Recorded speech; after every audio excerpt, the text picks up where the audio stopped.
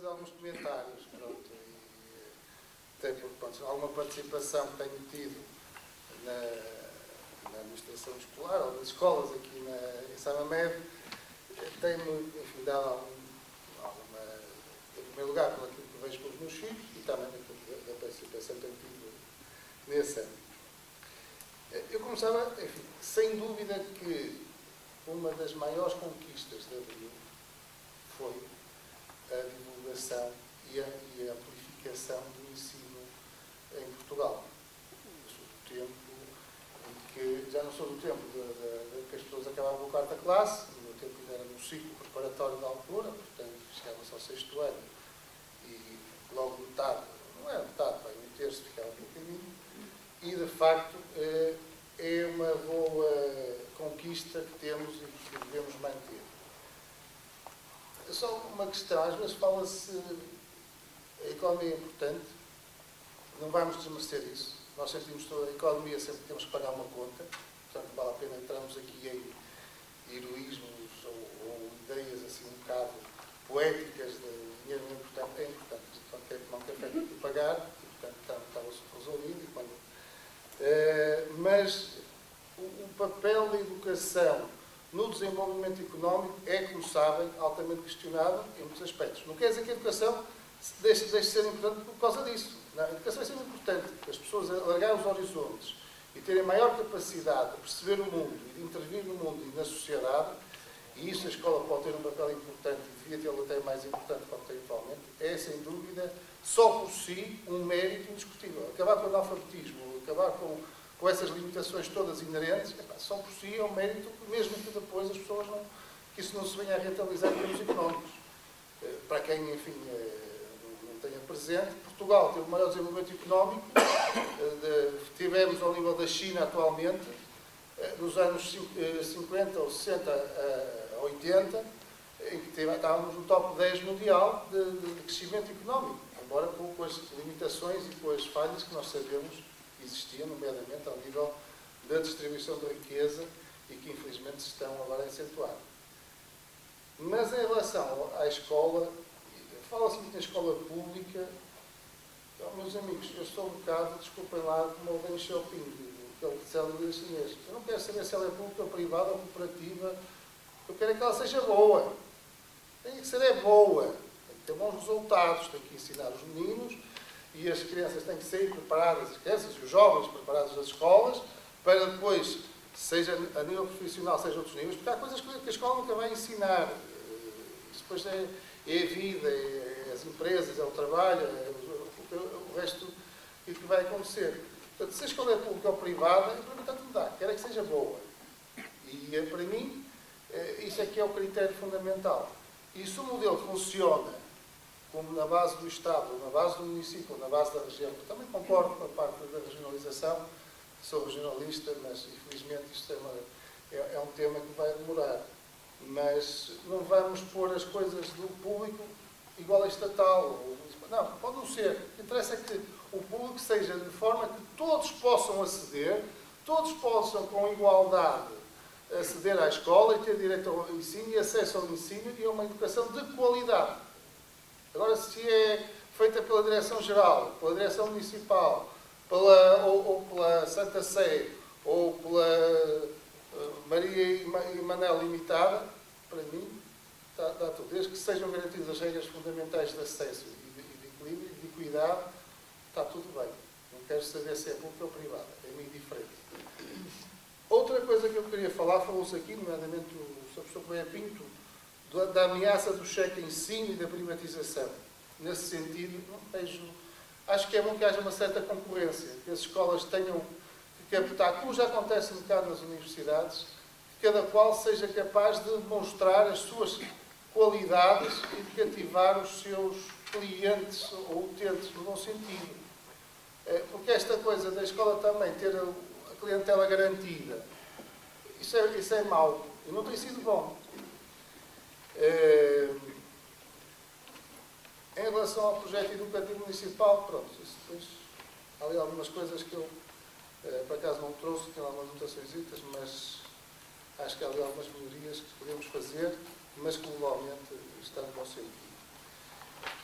E quando eu falo também, enfim, em termos de escolas, eu fiz enfim, o professor Pinto já ouviu, fiz um pequeno apanhado e comparei resultados com custos, e os custos são importantes. Nós estamos a senti-los no bolso, mas os custos são importantes, e vamos continuar a senti-los.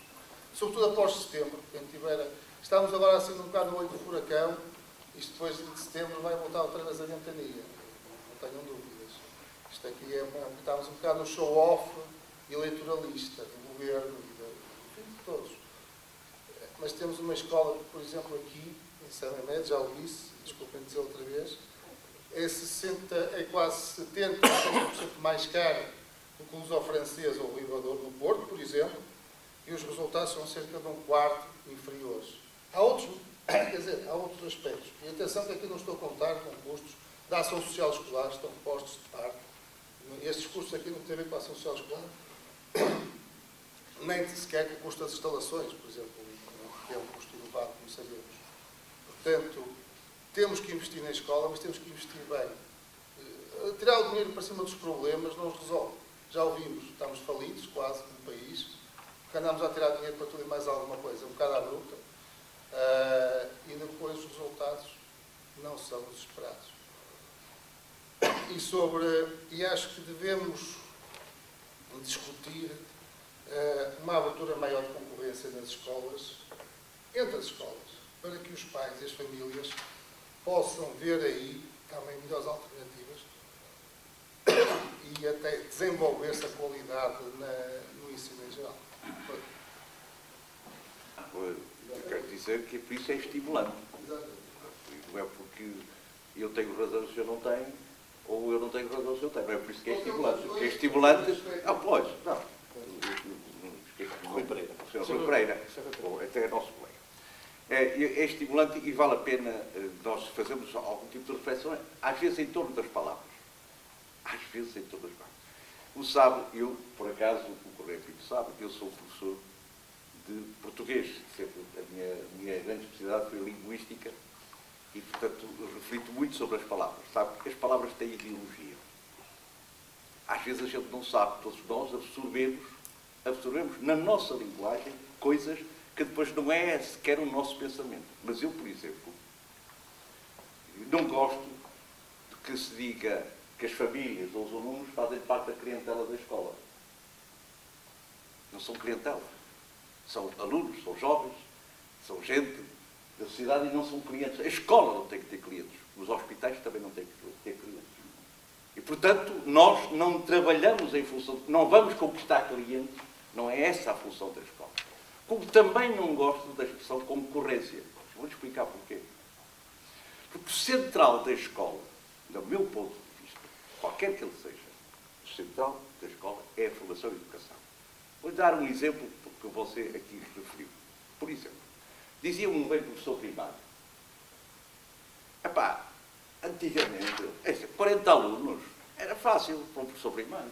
Isso é mentira. Quer dizer que agora os professores antigamente é que trabalhavam, ele já estava reformado e tudo. Não era nada, pá. Os professores primários antigamente tinham 40 alunos, não tinham trabalho nenhum. Agora é que os professores com 20 alunos e 25 é que têm trabalho. Vocês acham que este era um homem inteligente? Que é fácil, olha. A gente pegava logo e diga, aqueles que não iam passar, era aquela fila. Aqueles que passavam de certeza, era aquela fila. E era aqueles que a gente não sabia se reprovavam, se passavam. Porque se nos falava algum, lá ia para o reprobado, já estávamos ali com... É fácil. E agora, nós temos, o professor tem que levá-los todos a um caminho. Passou então do ensino para a educação. E esta foi a grande mudança. Quando hoje, a minha mãe, que sabia as linhas de comboio todas, que nunca viajou nela, só fazia Porto Espinho, foi o único comboio que ela utilizou, mas sabia, como sabia os rios de Angola e de Moçambique, as margens esquerda e direita, uma vez um exame, por curiosidade, um exame da 4ª classe, que dizia assim, pergunta, diga os rios da margem esquerda e da margem, os afluentes da margem esquerda e da margem direita do rio Douro. Agora, você tem que ensinar a ele a saber ler uma tabela do comboio dos horários. a reconhecer o valor da integração, por exemplo, dos filhos na economia e no desenvolvimento das populações, são outra coisa, tá? O estudo do meio, nós alteramos a escola nesse sentido. E é por isto que a escola pública tem uma grande importância. Vou-lhe contar um exemplo, tenho um exemplo de família. Um dos meus cunhados é uma pessoa que tem muito dinheiro. Tem 4 filhos. E depois estava a falar do neto, que está numa escola privada. E dizia assim, pá, isto, aquilo, é assim, é competição, concorrência. Aquilo é tramado. Já estão a ver, quem tiver 14 não vai outra vez para lá. Fazem baixar a média da escola. Mas não vai lá quem não tiver 14, quem for deficiente, quem pertencer a minorias, quem for pobre, não vão para lá. É isso que a escola pública recebe todos. E o privado recebe quem quer. Claro que eu estou a exagerar, porque existem questões de complementaridade que o ensino privado desempenhou em alguns locais onde a oferta pública nem sequer havia. Portanto, não estou aqui a... Não diabolizo o ensino privado, mas beneficio a escola pública. É que a escola pública recebe todos. E o investimento que a escola pública tem que receber é para dar sucesso a todos. E esta é a linha ideológica que pode dividir. A ideológica não tem a ver com o partidarismo. Sabe, o nosso colega Rui Pereira, não é o partidário que eu estou a falar. O ideológico é dizer, aquilo que divide é dizer assim, ok, tanto me faz pelo privado. Eu digo, não é tanto me faz pelo privado. A mim interessa o público. Admito e aceito o privado. E isso é uma regra que nós temos. Agora, não aceito que o público dos meus impostos beneficie o privado. Porque a regra, não aceito é que os meus impostos venham para o privado. Porquê? Eu não aceito por uma razão simples. Porque o privado tem uma regra que não tem o público. Agora, a qualidade do ensino público é ela que determina se vai para todos ou se vai só para alguns. Veja bem o que aconteceu na década de 80 com a proliferação das universidades privadas. Era ministro, vivia esses tempos todos, o João de Deus Pinheiro. Era mais fácil abrir uma escola, uma universidade, do que ter um alvará de táxi. Isto é rigoroso. Qualquer universidade que apresentasse um projeto no Ministério da Educação empregado era aceito. E o alvará do táxi custava algum centavo. O que é que aconteceu anos depois? Quantas escolas, quantas universidades encerraram? Quantas encerraram com prejuízo de jovens que tinham ali, estavam a fazer a sua formação de fora? Isto é,